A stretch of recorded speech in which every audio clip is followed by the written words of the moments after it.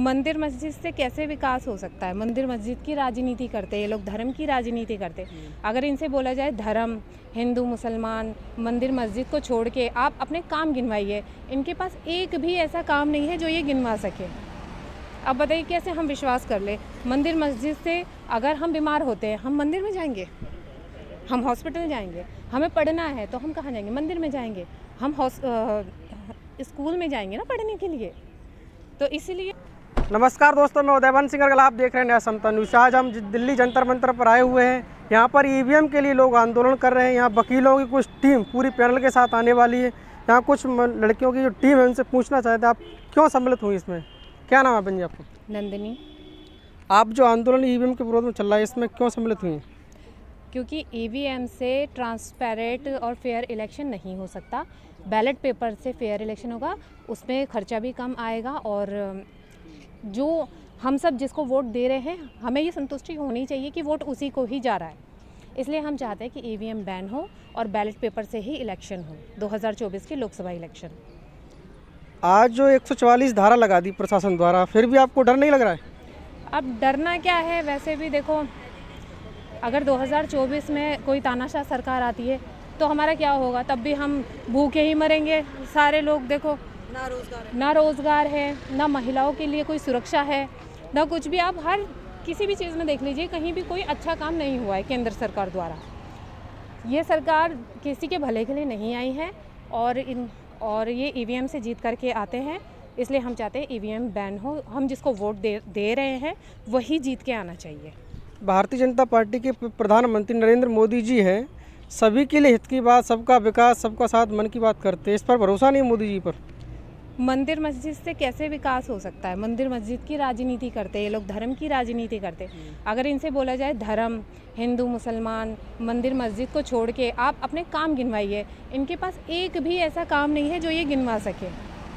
अब बताइए कैसे हम विश्वास कर ले? मंदिर मस्जिद से अगर हम बीमार होते हैं हम मंदिर में जाएंगे, हम हॉस्पिटल जाएंगे, हमें पढ़ना है तो हम कहाँ जाएंगे? मंदिर में जाएंगे, हम स्कूल में जाएंगे ना पढ़ने के लिए। तो इसीलिए ये चीज़ें तो बनी नहीं है। सिर्फ मंदिर से क्या होगा? ठीक है, हम खुश हैं, राम मंदिर बना, हम बहुत खुश हैं, लेकिन उससे बेरोज़गारी तो नहीं हट सकती। उससे हम और भी क्या भला हो रहा है? किसी का कोई भला नहीं हो रहा है इससे। सिर्फ राम के नाम पे वोट लिए जा रहे और कुछ भी नहीं। देश में महिला कितनी सुरक्षित हैं, जो आप उसको बताएं, कितनी सुरक्षित सेफ महसूस कर रही महिलाएं? ये तो आप मणिपुर वाला जो दंगे हुए हैं उसी से आप अंदाज़ा लगा सकते हैं कि महिलाएं कितनी सुरक्षित है। जो महिला पहलवान, जो बहनें हैं हमारी, उनके साथ क्या हुआ ये आप देख लीजिए, कितनी सुरक्षित है। आप खुद बताइए, आप खुद ही सोचिए। यहाँ किसान भी आंदोलन कर रहा है, युवा भी रोजगार के लिए दर दर भटक रहा है, उसको रोजगार की तलाश में मिल रहा है। इतनी महंगाई चरम सीमा पर हो गई है, इस पर क्या कहेंगे? महंगाई पर? महंगाई तो इतनी है कि पूछो मत। आज जो 50-60 हज़ार भी कमा रहा है, वैसे तो खैर कोई कमा नहीं रहा है, आजकल रोज़गार मिल ही कहा रहा है। और सैलरी, इतने लोगों की सैलरी रोकी हुई है, कितने लोगों को जो जॉब पे लगे हुए थे उनकी जॉब छीनी जा रही है। तो बताइए क्या रोज़गार, क्या हो रहा है? कुछ भी नहीं हो रहा, सब बर्बादी दिख रही है चारों तरफ। और इसका सबसे मेन जो कारण है वो है ईवीएम हट जाएगी तो ये बेरोज़गारी, जो भी भुखमरी, जो भी परेशानियां हैं देश की, आई थिंक वो दूर हो जाएगी। अभी जो पुलिस प्रशासन वाले सभी लोगों को आने से मना कर रहे हैं, जंतर मंतर तक उसमें जाने नहीं दे रहे, इस पर क्या कहेंगे? उन पे भी प्रेशर होगा भाई, उन्हें जो ऑर्डर मिला है वो कर रहे हैं। अभी इस भारतीय संविधान के अनुसार जो आर्टिकल 19 के अंदर सभी को विरोध प्रदर्शन करने की, धरना प्रदर्शन करने की, आंदोलन करने की, पुतला जलाने की सभी की अभिव्यक्ति, इस पर क्या कहेंगे? धरना प्रदर्शन करने का हक सभी को ही है और इससे रोकने वाला जो है वो गैर कानूनी काम कर रहा है। क्या कानून काम कर रहे हैं? जैसे प्रोटेस्ट ना करने देना, ये गैर कानूनी काम है। तो महिलाओं को भी परेशान कर रहे हैं लोग? महिलाओं को नहीं, यहाँ महिलाओं को जाने से मना कर रहे हैं क्या? महिलाओं को क्या, किसी को भी जो ईवीएम के खिलाफ है उसको वहाँ जाने से रोका जा रहा है। ईवीएम के खिलाफ वो सभी को रोका जा रहा है जी। और भी, क्या नाम आपका? तृप्ति। आप जिस आंदोलन में सहयोगी हैं, जैसे ईवीएम का आंदोलन चल रहा है, इसमें क्या कहना चाहिए? देखो, मैं तो सिर्फ अपने राइट के लिए आई हूँ, जो वुमेन राइट्स मिलने चाहिए। उसके लिए मैं यहाँ पे स्टैंड करने के लिए आई हूँ, और कुछ भी बात नहीं है। जैसे ये डे बाय डे जैसे एक्सपेंसेस बढ़ते जा रहे हैं, ठीक है, और मतलब जो एजुकेटेड है उनके लिए मतलब जॉब्स नहीं है, ठीक है, जहाँ जॉब्स कर रहे हैं वहाँ से सैलरी हमारी क्रेडिट नहीं हो रही है। तो बहुत सारी चीज़ें हैं जो मतलब हम उन चीज़ों से सेक्रीफाइसेस कर रहे हैं, राइट।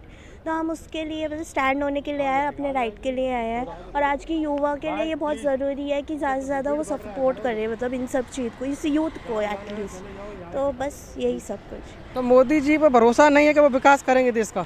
मोदी जी पे तो पहले भी नहीं था और अब भी नहीं है, ठीक है। क्यों नहीं है? क्योंकि उन्होंने नोटबंदी कराई, ठीक है, फिर उनसे जनता को तकलीफ़ हुई, ठीक है, फिर बहुत सारी ऐसी चीज़ें हैं जो उन्होंने की, ठीक है, और जनता उसमें इन्वॉल्व हुई, परेशान हुई, ठीक है। घर में आज के डेट में रोटी खाने के भी वांदे हो रहा है, वो अपना देख रहा है, बट हम कहाँ जाए? Thing is that. तो अपने घर परिवार में जो आपके पिताजी करते हैं, क्या नौकरी है कोई? किस तरीके से भरण पोषण करते हैं परिवार का? देखो, मेरे पिताजी काम करते हैं, ठीक है, खुद का काम है, बट अब वो काम कर रहे हैं, बट सामने से भी तो कुछ रिस्पॉन्स आना चाहिए, सामने वाले भी लोग भी तो पैसे देने चाहिए ना। अब वो बेचारे सामने वालों को ही नहीं चल रहा, तो हमारा पेट कहाँ से भरेगा? तो सारी चीज़ें इन कहीं से ही इन्वॉल्व है। पहले अगर नोटबंदी ना हुई थी, अगर नोटबंदी ना चालू हुई होती, तो शायद मुझे नहीं लगता कि ये सिचुएशन भी हम सबको फेस करना पड़ता, राइट। और अब जो महिलाओं की जो सुरक्षा की व्यवस्था पर क्या कहें? जो महिलाओं कितना सेफ हैं भारत के अंदर, महिलाओं को कितनी सुरक्षा मिल रही है देश में? देखो, अगर महिलाओं की सेफ्टी की बात की जाए, अगर वो सेल्फ कॉन्फिडेंस है तो वो सेफ़ है, और अगर जिसको पता ही नहीं है, तो मुझे नहीं लगता कि कोई भी लड़की या कोई भी वुमेन इस टाइम पे सेफ़ है, अगर वो खुद के लिए स्टैंड लेना नहीं जानती है तो। बहुत बहुत धन्यवाद। ये बता रहे हैं कि महिलाएं इस देश में सुरक्षित नहीं है। जहां पर जिस देश में 2 साल की 5 साल की मासूम बच्चों के साथ दरिंदगी होती, उनके साथ बलात्कार किया जाता हो, इस सरकार में बैठे दरिंदे, सरकार में उनका जो लोग हैं वो उनको संरक्षण दे रहे हैं दरिंदों को। तो यहाँ पर जो लोग हैं न्याय के लिए, किसी महिला या बहन के साथ बलात्कार होता है, उस बेटी को न्याय दिलाने के लिए यहाँ पर लोग दिल्ली जंतर मंतर पर न्याय के लिए आते हैं, आंदोलन कर रहे हैं, प्रोटेस्ट कर रहे हैं कि उनको न्याय दिया जाए। तो काहे की ये न्याय व्यवस्था, काहे की ये सरकार किस तरीके से जो अपने देश को चला रहे हैं, इस देश को कहाँ ले जा रहे हैं? इस तरीके से तानाशाही की सरकार पर, तानाशाही के हिसाब से कहाँ जाएगा इस सरकार पर? इस देश में अराजकता फैलेगी, इस देश में मारकाट होगी, सभी लोग एक दूसरे धर्म के प्रति आक्रोशित होंगे, एक दूसरे धर्म के प्रति मानने से इनकार करेंगे, तो धर्म के अभाव में धर्म के ऊपर दंगा प्रसाद होंगे, दंगा प्रसाद में इस देश का हानि होगी, लोग मारे जाएंगे, काटे जाएंगे। तो यहाँ लोग आज ईवीएम का जो आंदोलन है, जिस आंदोलन के लिए जो सुप्रीम कोर्ट के अधिवक्ता उनकी पैनल आ रही है, इस आंदोलन में सभी लोग सभी राज्यों से आए हुए हैं। इस आंदोलन को बड़ा आंदोलन बनाया जा रहा है, पर यहाँ पर पुलिस प्रशासन उनको अनुमति नहीं दी है, 144 धारा लगा दी है। लोगों को उनको अधिकार है आंदोलन करने का, धरना प्रदर्शन करने का। भारतीय जनता पार्टी की सरकार में इतनी गुंडागर्दी, इतनी तानाशाही हो गई है कि उनको धरना प्रदर्शन नहीं करने दे रहे, उनको अपने अधिकारों के लिए बोलने नहीं दिया, उनकी आवाज़ को दबाया जा रहा है। जहां महिला पहलवान हैं, किसान भी आंदोलन कर रहे हैं, उनको भी रोका जा रहा है। ये सरकार आखिर किसके लिए कर रही है? आखिर करना क्या चाहती है सरकार? इस देश में लोकतंत्र है, लोकतंत्र को ये सरकार मान नहीं रही है, तो फिर कैसे चलेगी ये सरकार? इस देश में 8-10 धर्म के लोग रहते हैं, हिंदू, मुस्लिम, सिख, ईसाई, जैन धर्म, सभी धर्मों के लोग रहते हैं। यह सरकार हिंदूवादी विचारधारा पर चल रही है।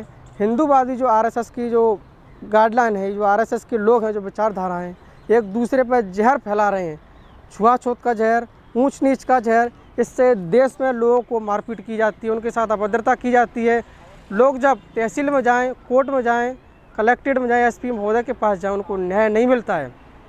इसका मुख्य कारण यही है कि इस समय देश में भारतीय जनता पार्टी की सरकार है, वो ईवीएम के साथ धांधलेबाजी करके इस देश में सरकार बना रही है। तो अगर जब तक आप जागरूक नहीं होंगे, प्रत्येक नागरिक को, प्रत्येक बच्चे को, सभी युवाओं को जागरूक होना है, इस ईवीएम के आंदोलन को सफल बनाना है। और इस आंदोलन जब सफल होगा तो आपकी पीढ़ी आने वाली सुरक्षित रहेंगी, आप भी सुरक्षित रहेंगी, आपकी शिक्षा, मान सम्मान, जो भी आपके संविधान में अधिकार मिले हैं, वो आप सभी अधिकार सुरक्षित रहेंगे। अगर आप ईवीएम नहीं बचा पाए, अगर ईवीएम से चुनाव होता रहा 2024 का इलेक्शन, तो उसके माध्यम से पुनः बीजेपी आएगी। बीजेपी के आने से अब आपकी आवाज़ को दबाया जा रहा है, फिर बीजेपी आई तो फिर आपको बोलने की जो आज़ादी है, आपको नौकरी करने की आज़ादी है, आपको पूरे देश में घूमने की आज़ादी है, कहीं पर भी बिजनेस धंधा करने की आज़ादी है, वो सब कुछ ख़त्म कर दिया जाएगा। जो आपके पास वोट का अधिकार है उसको भी ख़त्म कर देंगे। फिर क्या करेंगे? फिर आपके पास रहेगी सन 1947 से जो पहले जो आपने बेगारी की थी, मजदूरी करी थी, आपकी बहन बेटियों को सरेआम घर से निकाल कर उनकी इज्जत लूटी जाती थी, उनकी आबरू लूटी जाती थी, तब उनको न्याय नहीं मिल पाता था। वही स्थिति फिर आ जाएगी अगर आप अभी नहीं जगे तो फिर कब जगोगे? तो ऐसी खबरों को देखने के लिए हमारे साथ बने रहिए। न्याय समता न्यूज़ को सब्सक्राइब करें, शेयर करें, फेसबुक पेज पर देख रहे तो फॉलो भी कर लेना। धन्यवाद।